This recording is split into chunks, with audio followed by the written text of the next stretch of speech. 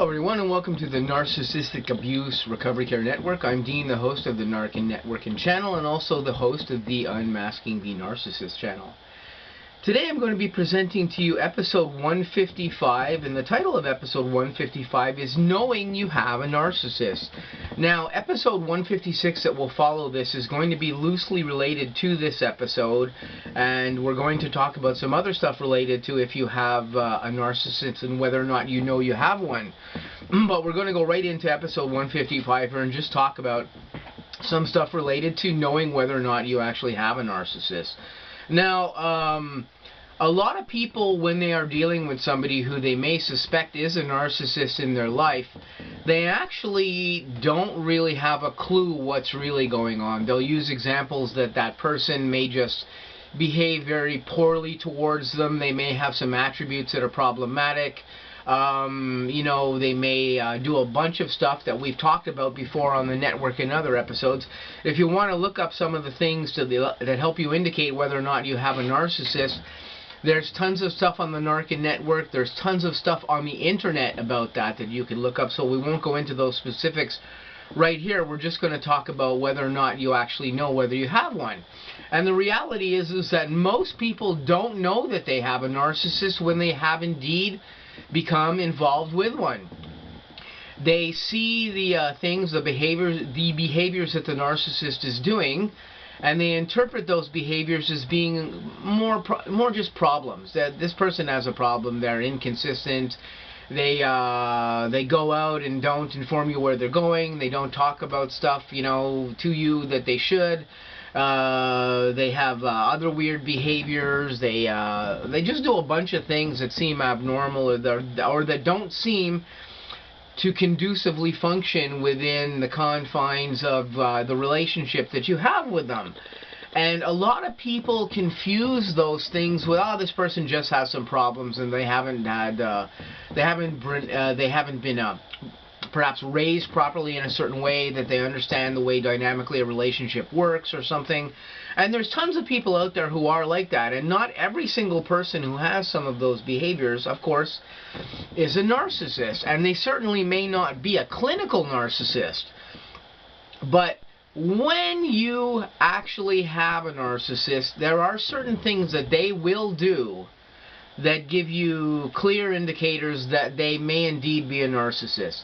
If the person you're involved with disappears and you have a relatively serious relationship with this person, we're not talking about new dating or something, because of course as we're working into becoming used to somebody, our behaviors with them are a little bit different. But if you are in what you consider to be a secure relationship with somebody, it doesn't matter if you're married or not, you're just in a very stable, secure relationship with someone, and that person is doing something like they suddenly disappear and you don't hear from them for a day or longer. You have no contact with them, and then suddenly out of the blue they write you up and say, hey, how's it going, like this, and you ask them, like, hey, what went on? You didn't contact me for 2 days. I didn't hear from you. I was worried about you or whatever. And, of course, this would be in the confines of perhaps you not living with a person. However, I have plenty of narcissists on the N.A.R.C.N network who have individuals that they live with and cohabitate with that do this as well, too. If somebody does something of this nature, major red flag. This is a major red flag, because narcissists do this. They get up, they disappear, you don't hear from them for a couple of days, you get no communication with them, you don't know where they were, you don't know where they are. They come back, they talk to you, you ask them, what the heck happened, where the hell were you, you didn't answer my thingies. And they don't have what seems like a really good, valid answer for you, or something that seems legitimate. You might be dealing with a narcissist. That's one of the key indicators. Other behaviors that they do, they say something or they say they're going to do something with you. They back out of it last minute all of a sudden. You don't know why. They've gone off. They've disappeared. There's no dialogue about what's going on. There's no dialogue about why they backed out of an event with you or something that you were supposed to do with them. Again, a red flag. They seem to behave abnormally. Sorry. They seem to behave abnormally. With you, you feel weird. A lot of people ignore that sixth sense that we have that something is wrong. Like, oh, you know, and of course the narcissist will come back and they'll sweet talk you and they'll tell you, oh, you know, nothing was wrong, I had something going on, I couldn't deal with you, yada, yada, yada. Of course, this is harder to explain if you're in a relationship with a narcissist where you live together, or you're a husband and wife and you live together and that person disappears for some reason for a day or whatever and you don't know where the heck they are. You become suspicious for obvious reasons in that instance as well, too. But if the narcissist can't give you a good explanation as to why they didn't contact you, where they were, what was up, if it wasn't an emergency thing and they weren't stuck in a hospital or something for a day because they weren't well or something of that nature, and you really don't know what's going on and you have a weird feeling in your stomach that perhaps something strange is going on here and something legitimate might not be going on, it probably isn't. That sixth sense that we have, or that some of us have, listen to that sixth sense, because it's an indicator often that you're dealing with a person that isn't being really straight up with you, and that something weird might actually be going on. But again, when it comes to knowing whether or not you have a narcissist or not, most people don't know how to determine that. They don't know how to see or how to determine whether or not they're dealing with a narcissist because they don't really know what to look for. But there's tons of information out there on the internet. There's information on the N.A.R.C.N network as to what to look for if you think you might be dealing with a narcissist.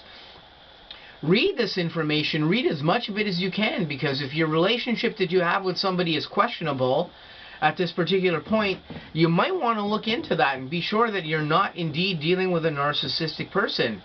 Because the attributes that the narcissist comes forward with and that they present behaviorally to you indicates a lot of what may be going on and whether or not you may indeed be dealing with a narcissistic individual or a clinically narcissistic individual.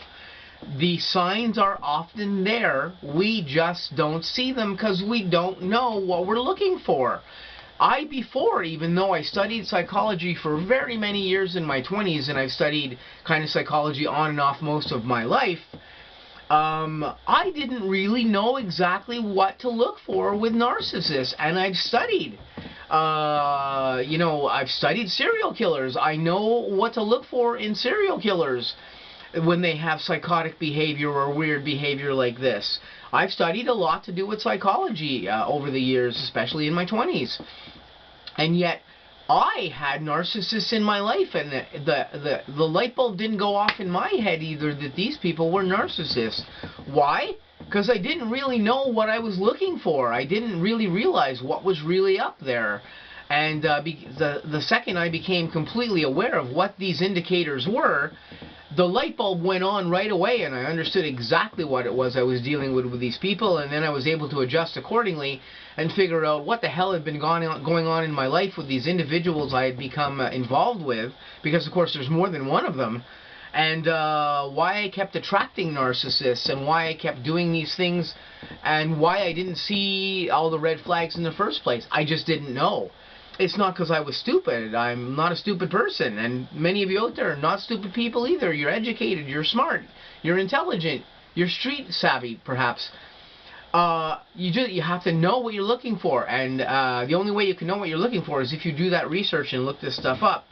So, as far as knowing whether or not you have a narcissist, if there's any indicators there at all that make you question what's going on with a person, like this person disappearing for multiple days at a time, not telling you where they are, not being able to come up with good stories about what's going on in their life, or something that happens, or you just feel that there's something in the pit of your stomach that's, saying there's a red flag here that I should be watching out for. Go do the research and into what a real covert or overt narcissist is, or somebody who is a high-level narcissist, or somebody who is a clinical-level narcissist. Look up all this stuff and it will tell you exactly what you need to be looking for, and you'll probably be able to determine whether or not you are indeed dealing with a narcissist, or perhaps you're just dealing with a person who has some problems, and these problems can be worked out in your relationship. So it's always good to know all these things and what these things indicate, because this will help you determine what's really going on in the confines of that relationship. So this is what I just wanted to talk about in episode 155. As I said before, the episode that will follow this, 156, is going to have something to do with this episode as well too, where we're going to talk about red flags, and I'm going to give a real-life example of something that's going on with somebody that I know is involved with somebody who has a narcissist in their life. So I'm going to say stay tuned for episode 156. I hope you guys have a great day. I'll catch you in the next upcoming episode after this one. And I've got lots of new content coming up on the N.A.R.C.N network. Please stay tuned for that. I'll catch you in the future.